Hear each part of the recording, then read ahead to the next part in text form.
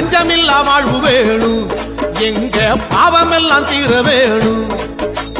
நஞ்சை புஞ்சை கறி செல்லாம் சாமி நல்லபடி விளைஞ்சிடணும்.